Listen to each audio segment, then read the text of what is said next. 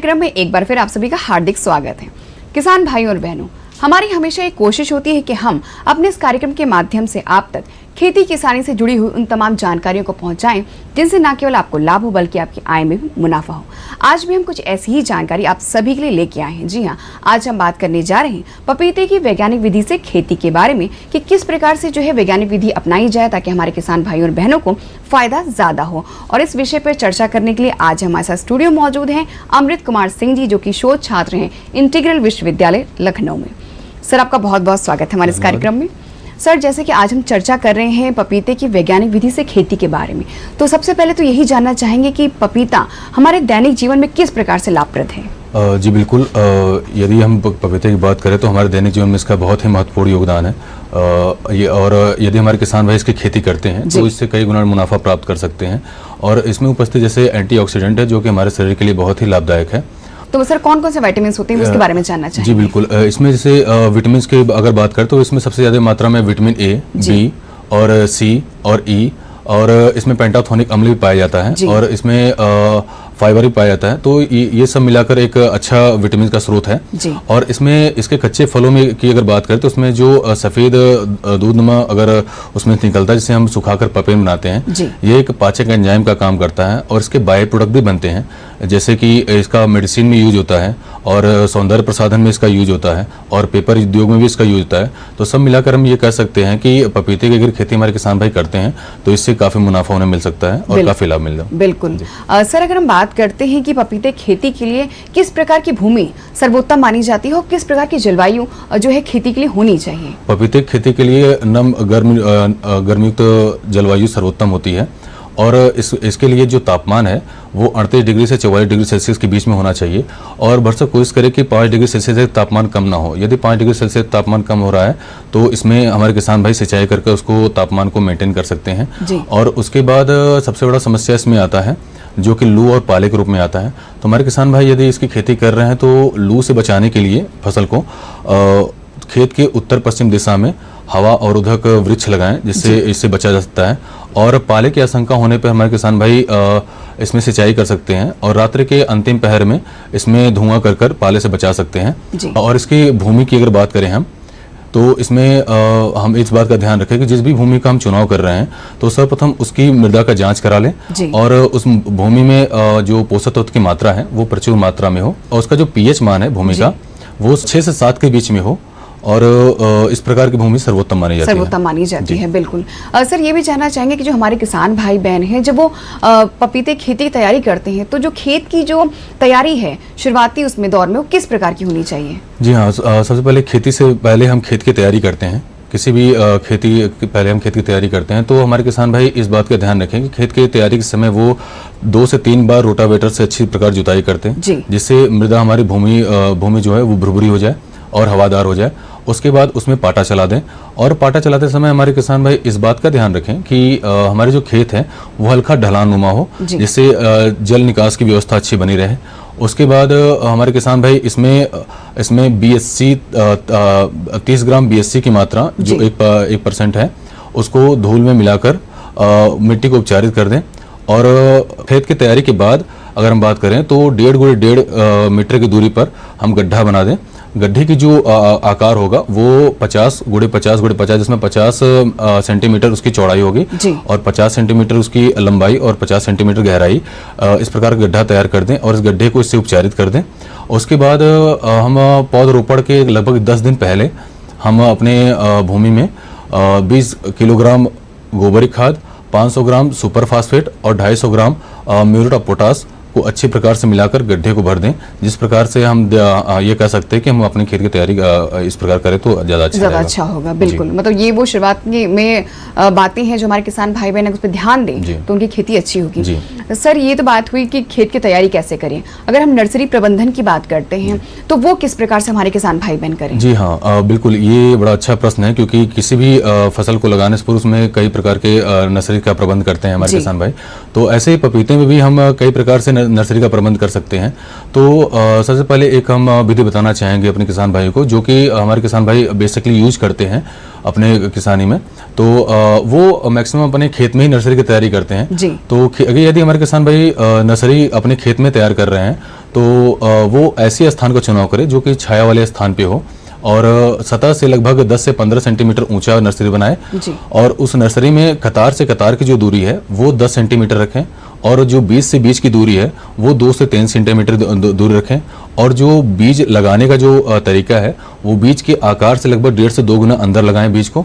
ये खेत में नर्सरी तैयार करने की विधि है। और दूसरी विधि इसमें आती है पॉली विधि, पॉलीथीन विधि से हम बोलते हैं। इसमें क्या करते हैं कि लगभग 20 सेंटीमीटर चौड़े मुंह वाले और 25 सेंटीमीटर गहरे प्लास्टिक का उपयोग हम करते हैं। इसमें हम अच्छे प्रकार से गोबर खाद और बालू और मिट्टी का मिश्रण अच्छे से भर देते हैं और इसको भरते समय हम इस बात का ध्यान रखें कि ऊपर से जो है जो पॉलीथीन है वो ऊपर से 1 सेंटीमीटर खाली हो क्योंकि उसके बाद इसमें प्रति पॉली बैग में 2 से 3 बीज डालें और इसको निरंतर इसमें नमी बनाए रखें।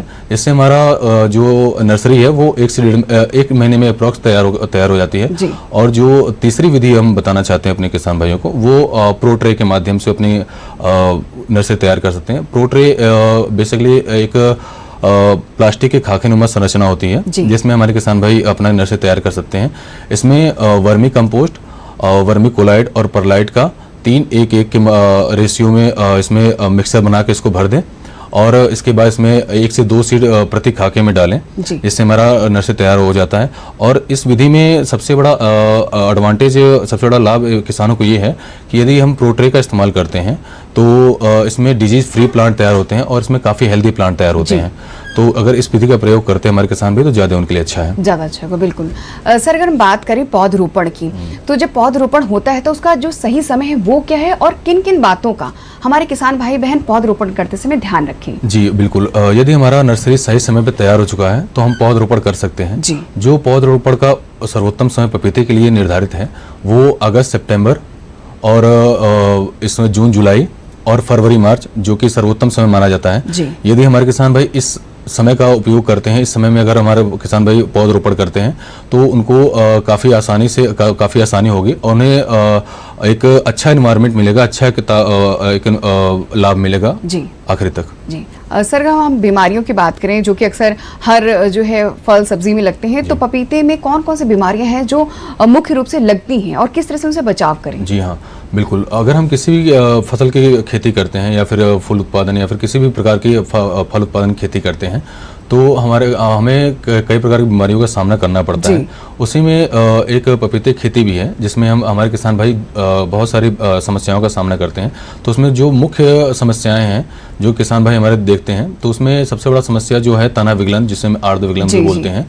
तो इस प्रकार की समस्या से बचने के लिए हमारे किसान भाई उचित जल निकास की व्यवस्था करें, कहीं पर भी पानी का जमाव ना होने दें। यदि पानी का जमाव होता है तो इस प्रकार की समस्याएं उन्हें देखने को मिलती है।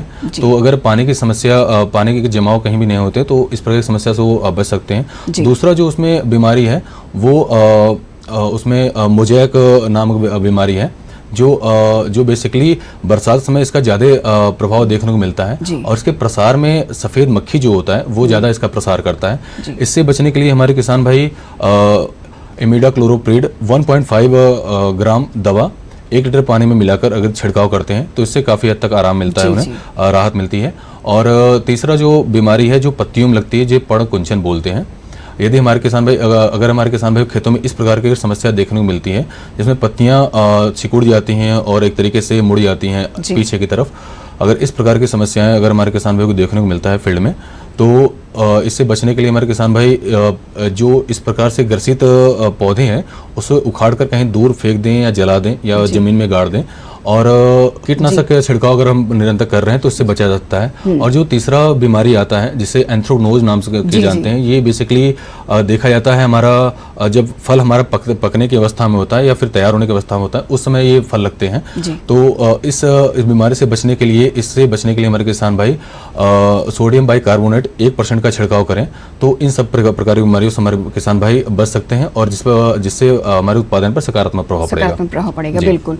सर अगर हम बात करते हैं सिंचाई जुताई की और निराई गुड़ाई की, तो किस प्रकार की सिंचाई व्यवस्था होनी चाहिए और कितनी ज़रूरत में जो है पानी जो है पपीते खेती के लिए आवश्यक होता है? यदि हमारे किसान भाई गर्मियों के समय में अगर सिंचाई करते हैं तो लगभग 4 से 7 दिन के अंतराल पर सिंचाई करें जी। और यदि हमारे किसान भाई सर्दियों के समय में सिंचाई करते हैं तो 10 से 15 दिन के अंतराल पर सिंचाई करें, परंतु उसमें अगर पाले पड़ने की अधिक आशंका पड़ती है तो उसके दौरान भी वो सिंचाई कर सकते हैं जी। और प्रत्येक 3 से 4 सिंचाई के बाद उसमें निराई गुड़ाई का भी आवश्यकता है उसे करें। और निराई गुड़ाई के करते समय इन बातों का ध्यान रखें कि किसी प्रकार से जड़ों पर नुकसान ना पहुंचे। यदि जड़ों पर नुकसान पहुंचता है तो उससे हमारा पौधा सूखने का डर बना रहता है, इससे हमारे उत्पादन पर नकारात्मक प्रभाव पड़ेगा। तो इस सब बातों का ध्यान रखते हुए वो सिंचाई और निराई गुड़ाई का प्रबंध करें। जी।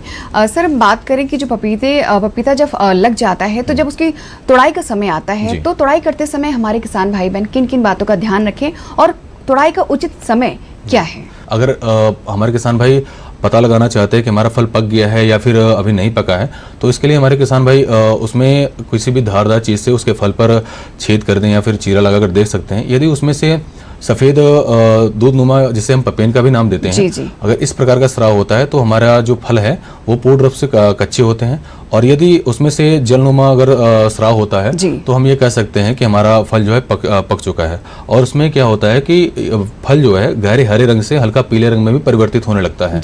और हमारे किसान भाई फल तुड़ाई के समय इस बात का ध्यान रखें कि हमारे जो फल है हमारा वो अधपके ही अवस्था में तोड़ें, जिससे हमें दूर दराज के बाजारों में ले जाना और उसकी भंडारण क्षमता काफ़ी हद तक बढ़ जाती है। तो इस प्रकार उन्हें काफ़ी लाभ होता है। जी।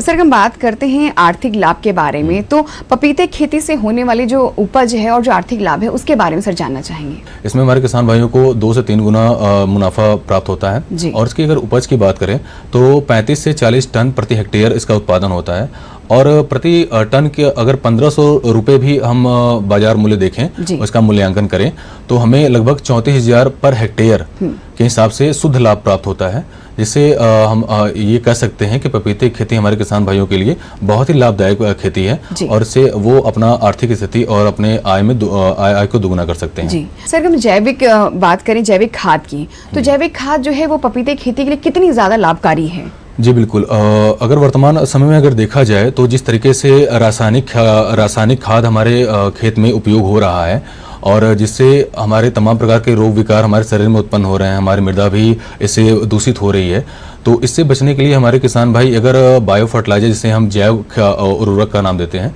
जैव उर्वरक से अगर खेती करते हैं तो इसका न केवल भूमि पर बल्कि उसके उत्पादन पर भी सकारात्मक प्रभाव पड़ता है। और यदि इस प्रकार से हमारे किसान भाई खेती करते हैं तो उसका बाजार मूल्य लगभग 2 से 3 गुना उन्हें प्राप्त होता है। और जो फल का जो आकार है और उसका रंग है वो काफ़ी शाइनिंग करता है और फसल के उसके पौधे के वृद्धि विकास में ये काफ़ी लाभदायक साबित होता है। तो हम कह सकते हैं कि यदि हमारे किसान भाई जैविक खेती अगर करते हैं तो बहुत ही लाभदायक है। ये लाभदायक है, बिल्कुल। सर, अगर हम बात करते हैं कि जो हमारे किसान भाई बहन होते हैं, सरकार उनके लिए किस प्रकार की जो है योजनाएं या फिर किस प्रकार की जानकारी उन्हें जो है प्रदान कर रही है ताकि वो नए तरीकों से, नए विधियों से जो है खेती करें? जी हाँ, अगर हम बात करें सरकार के अनुदान की और उनके जानकारी तो समय समय पे हमारे कृषि दर्शन चैनल किस्से के माध्यम से हमारे किसान भाइयों को इसकी जानकारी दी जाती है, चाहे वो जिस भी फसल के बारे में हो, चाहे फल हो, फूल हो, सब्जी हो या फिर अन्य खेती है, तो समय समय पे हमारे एक्सपर्ट आकर यहाँ पर इसकी जानकारी देते रहते हैं। तो और सरकार की बात करें तो समय समय पे हमारी सरकार अलग अलग योजनाओं के माध्यम से हमारे किसान भाइयों को लाभान्वित करते हैं। जी। और इसकी जो धनराशि है वो भी बिल्कुल। सर, आज आप यहाँ पर आए, हमें इस विषय पर इतनी महत्वपूर्ण जानकारी दी, इसका आपके लिए बहुत बहुत धन्यवाद। जी, बहुत बहुत धन्यवाद। तो किसान भाइयों और बहनों, जैसा कि आज आप सभी ने जाना कि किस तरह से जो है पपीते की वैज्ञानिक खेती की जाए, किन किन बातों का खास तौर से ध्यान रखें, किस प्रकार से जैविक खाद का इस्तेमाल करें, इन तमाम बातों की जानकारी जो है आज हमारे एक्सपर्ट ने आप सभी को दी। आशा करती हूँ कि आप सभी को आज का हमारा कार्यक्रम बेहद पसंद आया होगा। आपसे होगी फिर मुलाकात, तब तक के लिए मुझे दीजिए अनुमति। नमस्कार।